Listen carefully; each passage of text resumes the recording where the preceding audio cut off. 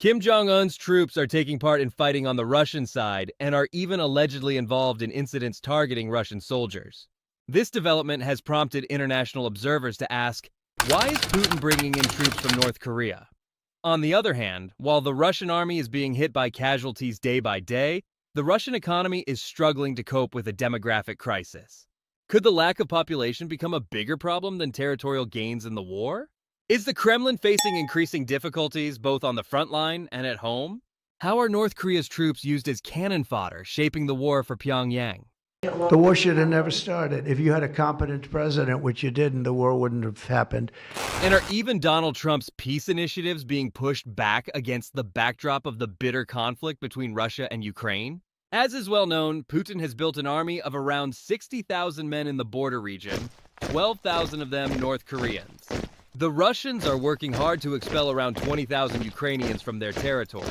But Zelensky's troops are putting up fierce resistance and continue to inflict heavy casualties on the enemy. The North Korean colonel, leading his troops from the front, clashed with troops of the 22nd Brigade. Ukrainian forces have reportedly killed a senior North Korean commander in a brutal clash in Kursk as fierce fighting continues in the region. Ukraine's 22nd Mechanized Brigade destroyed a battalion of North Korean special forces during intense fighting in recent days around the village of Malaya Lokhnya. This area has been the scene of some of the fiercest and most brutal fighting in Kursk. According to a Ukrainian journalist, among the dead was their commander, whose body the Ukrainians were able to recover after the battle. The North Korean colonel was leading his troops from the front when troops of the 22nd Brigade engaged them. A close examination of his backpack showed that it contained a Vipr 12 semi-automatic shotgun, which is used to shoot down drones.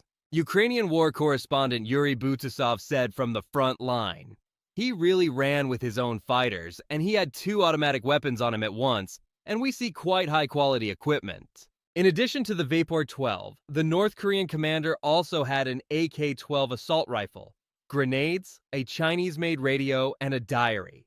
The colonel's heavy combat load was made possible by what Butasov described as the North Koreans' very high standards of physical fitness.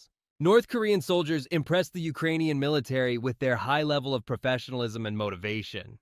But they also suffered huge casualties, which Western defense experts described as unsustainable. A Ukrainian Special Forces soldier said that North Korean troops lost 90% of their soldiers in the first minutes of their offensive. Vladimir Putin, however, was shocked by the destruction of 1,200 Russian soldiers in one day.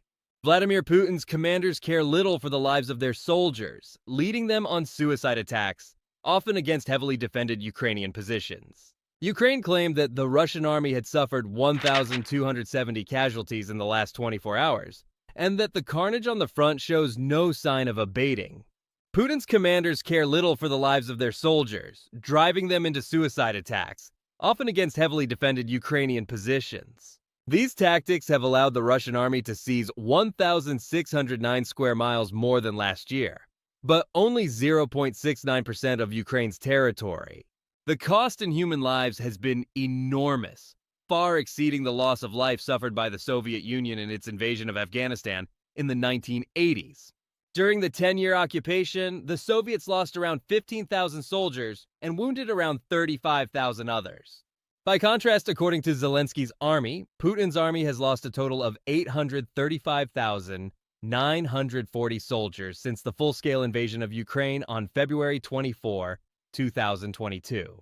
Western intelligence agencies estimate that this number ranges between 600,000 and 700,000, including the wounded and dead. Russia's mechanized troops have also taken a hit as they struggle to adapt to drone warfare. Ukraine claims to have destroyed 9,890 tanks and 20,614 armored fighting vehicles, causing the Kremlin to deplete its stockpiles of Cold War-era weapons. However, according to a new report by experts, this stockpile is also running out. Cold War-era stockpiles were originally intended for a global confrontation with the capitalist bloc. Experts continue to warn that the Russian military is rapidly approaching the point where the depletion of its fleet of heavy equipment will severely limit its ability to conduct offensive operations. Most of the stored equipment is in poor technical condition, making it unlikely to be deployed. The reserve of operational equipment that could be quickly deployed to the front line is estimated at around 2,000 tanks, 2,000 infantry fighting vehicles, and 3,000 armored personnel carriers. Western analysts predict that Russia will face a critical shortage of military equipment in late 2025 or the first half of 2026, the article said. On the other hand, North Korea is reportedly sending reinforcements to support Russian forces in Ukraine.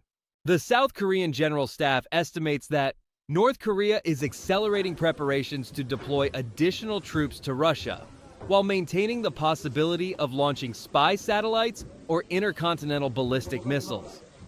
Although it has been about 4 months since it deployed troops to the war between Russia and Ukraine, North Korea is estimated to have accelerated its preparations for additional measures and deployment due to the large number of casualties and captured prisoners, the JCS said. According to the information, the reinforcements will arrive within 2 months. Similar information was reported by a senior U.S. Department of Defense source, according to intelligence officials.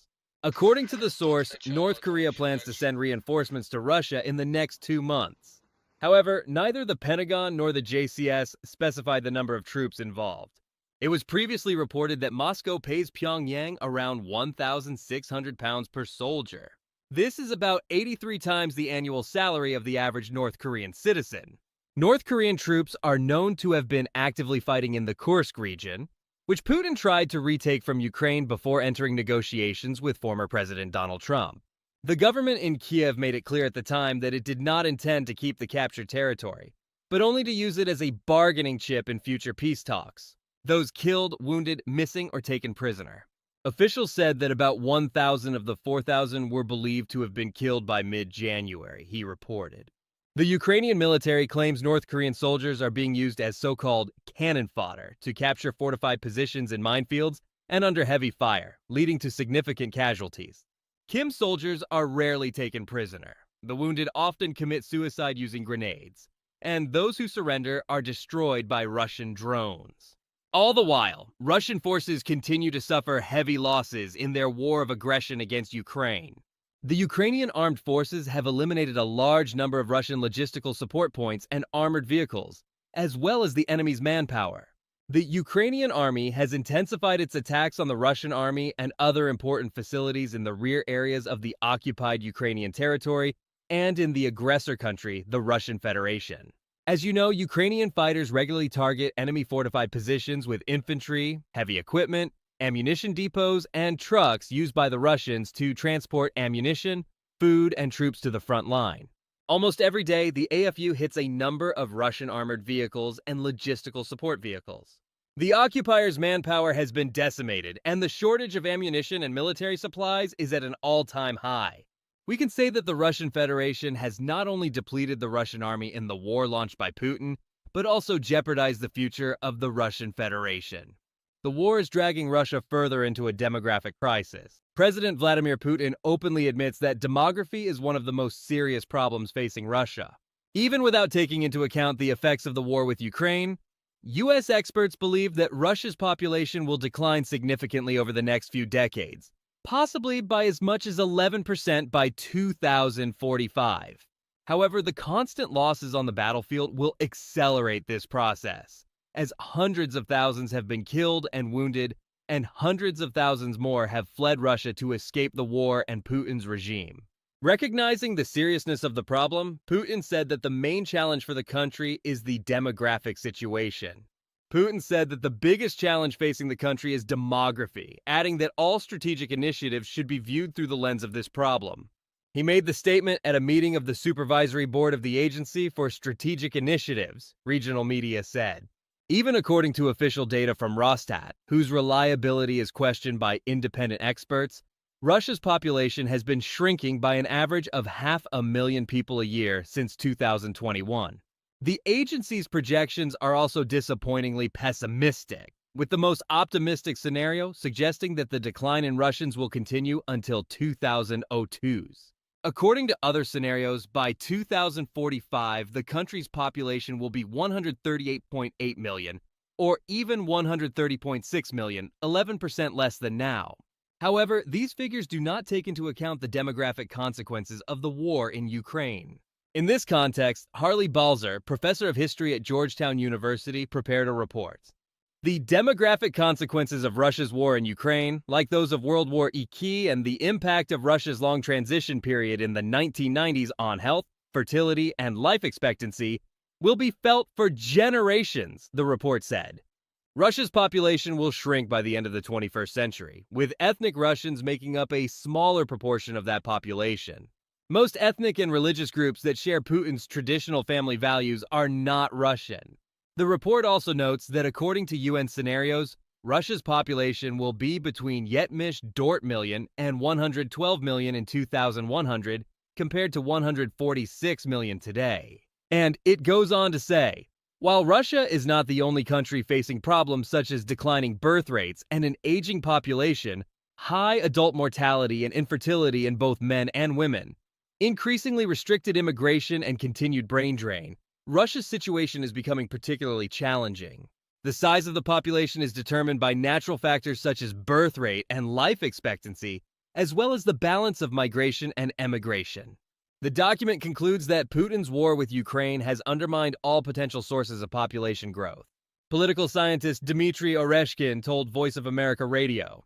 He recalled that in 1999, when Putin came to power, according to official data, the population of Russia was 146.7 million.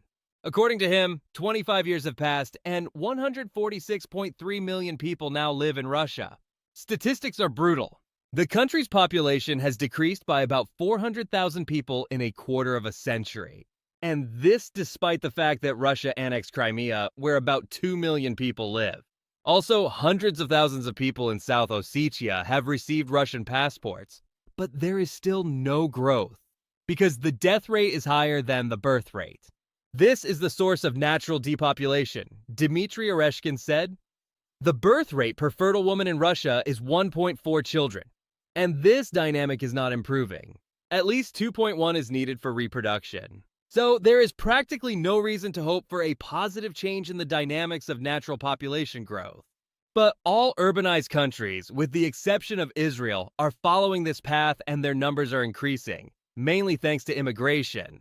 For comparison, the political scientist said that in 1999 there were 282 million people in the United States, while today there are 341 million. In Russia, the population is decreasing by an average of 500,000 every year, and the fight against migration does not allow the population to grow at the rate of developed countries. In closed countries, the opposite is the case. Even in China, the population is decreasing. Against this background, Putin's demographic recommendations and aspirations look pathetic and depressing, says Dmitry Oreshkin, insisting that if we return to the rural or orthodox model of life, the population will grow by itself. This is a profound fallacy, contrary to the global trend. Moreover, the war has made a terrible contribution.